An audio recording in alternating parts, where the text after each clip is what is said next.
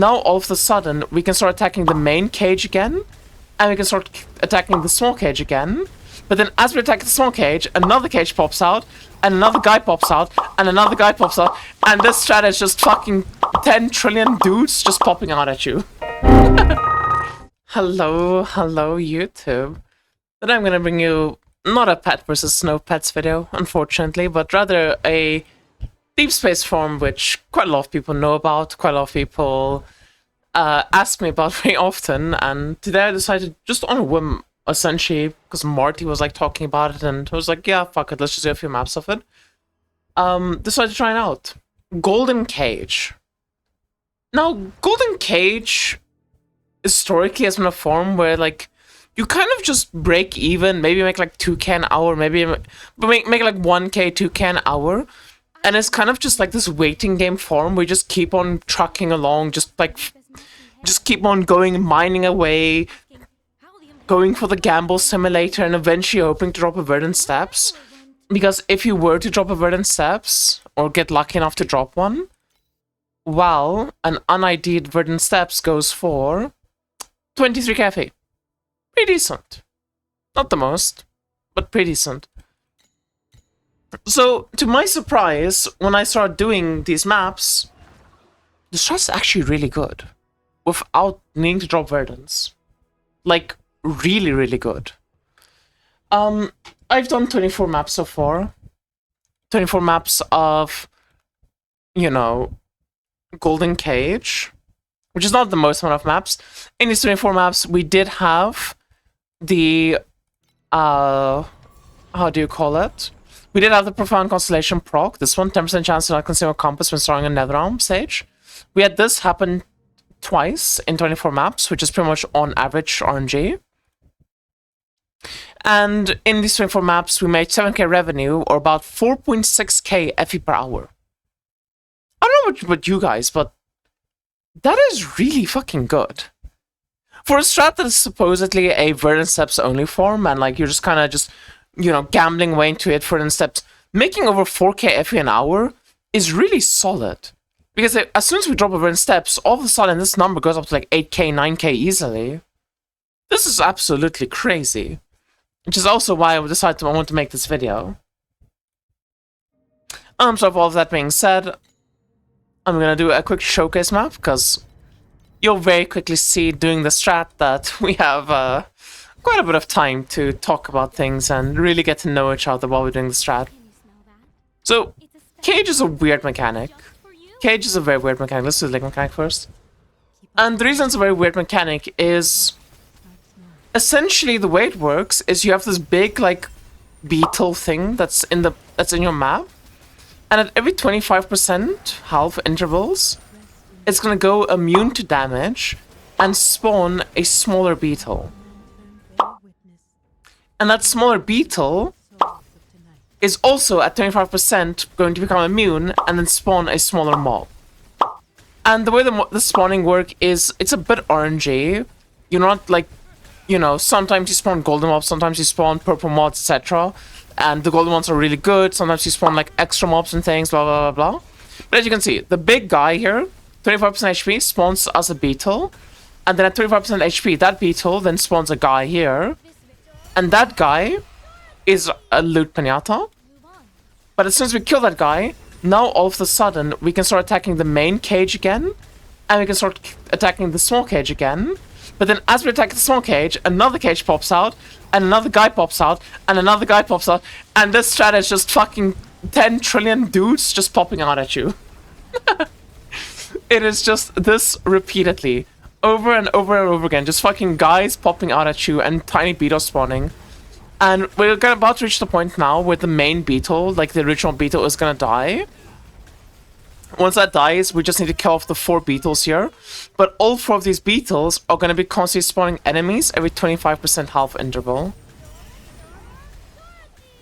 So it ends up being quite a lot of loot tiles that are like spawning your map that, you know, every single one of these has the potential to drop your verdant steps, obviously. But also, as you can see, they drop quite a bit of compasses. You know, this is not a shy amount of compasses at all to be dropping. we're already in the profit for this map, and we're not like done killing the mobs yet. Which is honestly a pretty fucking cool farm. I mean, the farm itself is pretty uninteresting. I mean, you're just kind of standing still, waiting for 50 fucking years until everything dies. And when everything finally dies, just doing damage cap non-stop, and it still takes you like 20 years. You eventually then reach the point where, you know, you clear the rest of the map and blah, blah, blah, blah, blah. But I will say one thing about this farm, which is actually very cool, is because we are doing a like very quant-based farm, like we're stacking out as much quant as possible. We want a ton of compass quant, we want a ton of generic quant, we want a ton of additional quant. We want as much quant as possible to get as many compasses to spawn as possible. It also ends up juicing your league mechanic a lot. In these 25 maps now that I've done, we actually had goblin times spawn twice. And occasionally you'll have golden cage spawns that are just going to be complete duds. You know, they're just not really going to drop you any compasses, not going to give you anything interesting out of them.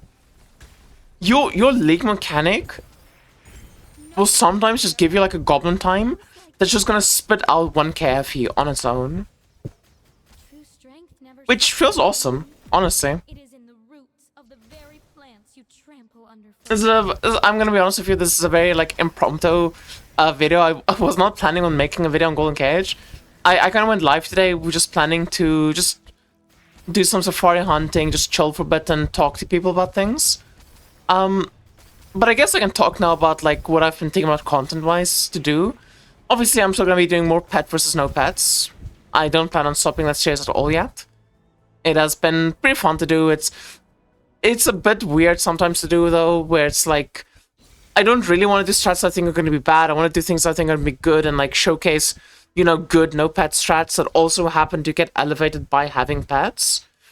But with all that being said, a series that I am planning on working on going forward is going to be a budget build setup where I want to like give myself like a budget. I'm not sure exactly what the budget's going to be yet, where I'm just going to like level up a new character to 90, give myself a budget, and then just see like what I can do with that budget, and then have like some breakfast like, oh yeah, 7 KFE, this is how much damage we had. Then I spent my next 3 KFE on these upgrades, and now we have this much damage. That's what I was planning on doing at first. And what I had in mind, another piece of content I was thinking of doing was doing like a free-to-play series, where I make like a new account, I just do free-to-play, new account, pick whatever character and do like 3 days of game time, and boom, I'm done with SS20. But the free-to-play sound really fucking boring to me. I'm gonna be honest with you. Making a free-to-play account, it generally will take you like 3 days to get to SS20. It's not difficult at all to do at this point in the league.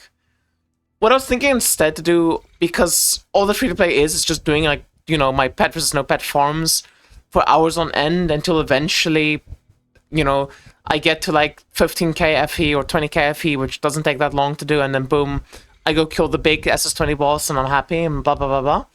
What I was thinking to do is, with the budget build series, part of me doing the budget build series is I want to also just explore the game, just try out new things, and just see if I can make fun, cool, interesting builds that not necessarily other people have made yet or done yet this season. I was thinking what I could also then maybe do is push those builds further. And like, you know, on each budget build, or maybe if I enjoy the budget build, push the build so far that like we don't equip any pets, like we only use like, you know, blue survival pets, for example. And we set up that character to do SS20. And we see like, okay, how much FE do I need to invest into this specific setup to get it to SS20 level that we can like 3-star SS20. And then doing that with like every single like character that I find interesting. And the reason I say every character I find interesting is I know for a fact that like I'm gonna try all sorts of weird things, and sometimes you're just gonna have it duds, you know?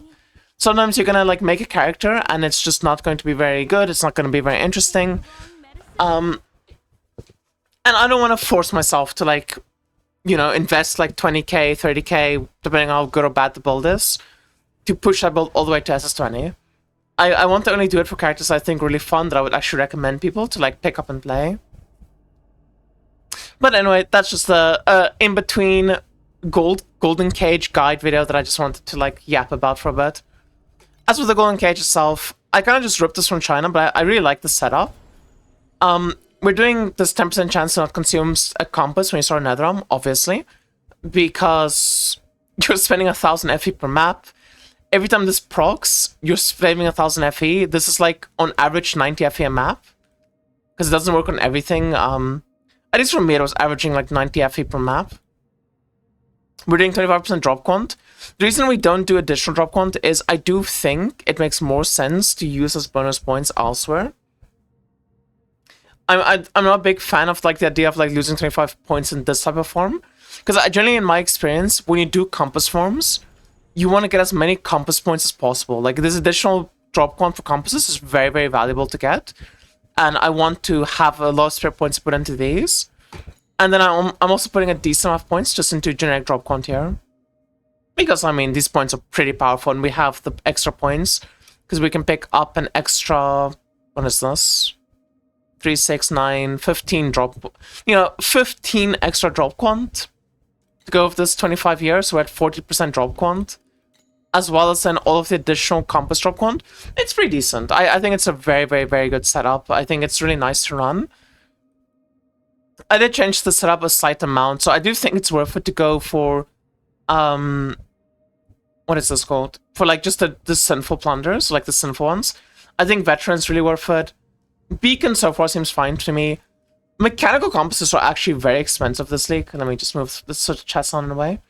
Mechanical compasses are actually very expensive this league. So I did decide to spec into that because it made sense to me. Only the blue ones are like really cheap, but everything else is really, really good.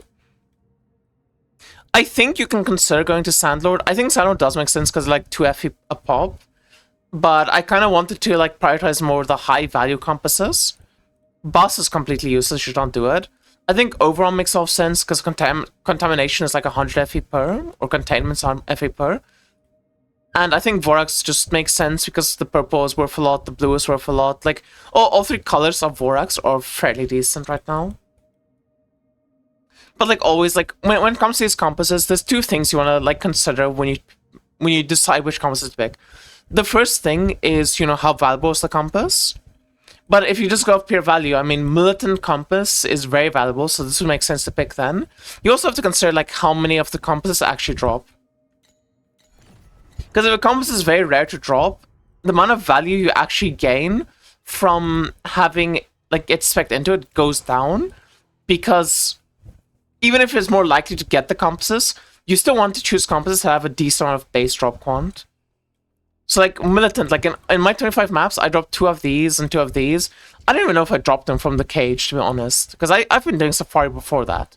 These aren't very common, but something like Sinful and Transgression, these compasses are very, very common. So they're super high value to put points into, which is why we choose them. And like the Vorax compass is very, very, very common, and it's one of the more expensive ones. 32 FE is pretty decent, and the purple is 8.6 FE. That's pretty good. We like that. Which is also why something like Sandlord would make a bit of sense, because it's 2.7 per, but it's a fairly common compass, so that's some decent value to it. I think War also could make sense, because it's a fairly common compass.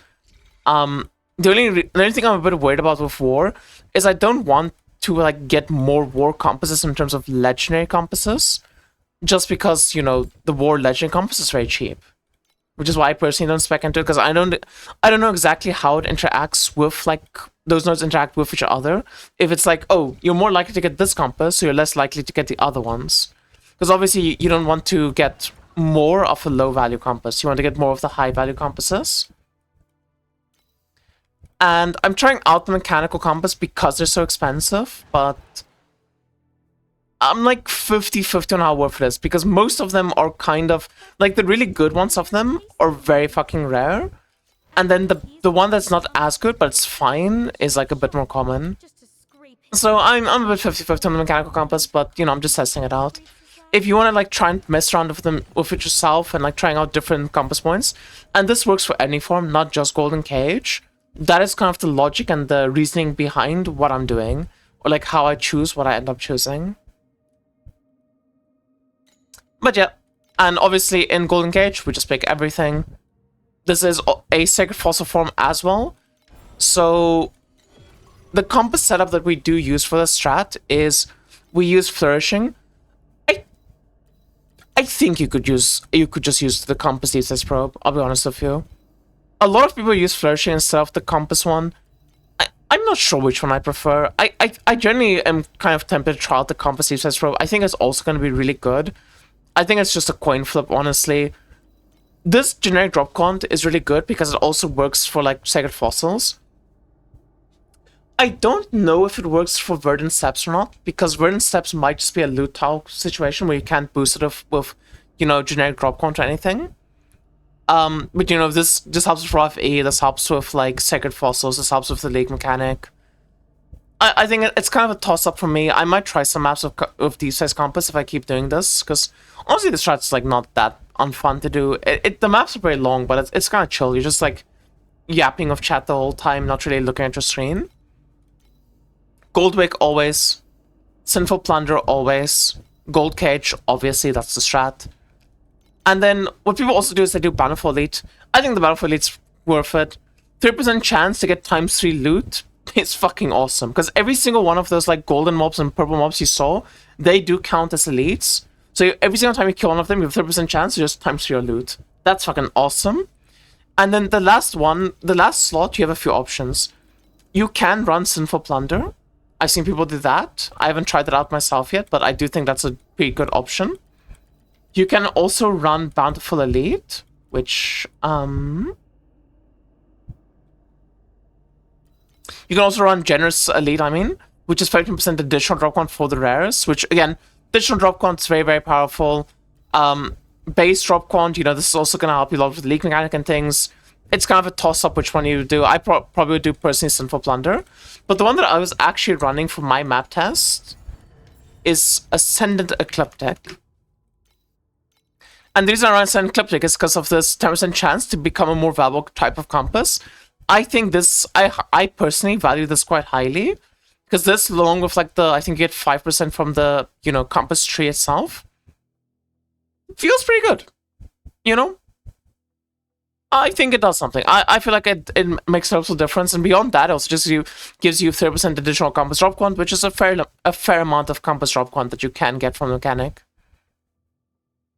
Obviously, this video is not gonna be super applicable to like every single person that's gonna watch it. Not many builds can handle Gold Cage and still be damage capped and things. It is a very like defense heavy, offense heavy, just everything heavy strat. But I want to make a video about it just because holy fuck, dude. I'm making 4.6k an hour doing this. That's fucking insane. That's really good. Without Verdant Steps? If I drop a Verdant Steps in like the next 5 maps, this shit's gonna be over fucking 15k an hour. Like, I'm pretty sure if I do like 200 maps of this, I'll drop at least 1 Verdant Steps at some point. That's really good. But anyway, that's gonna be it from me, YouTube. Sorry about the ramble. Thank you all so much for watching. I hope you guys had a lovely video. Please leave a like, comment, subscribe, all the usual shit. And I'll see you again next time. Bye-bye, YouTube. Bye-bye.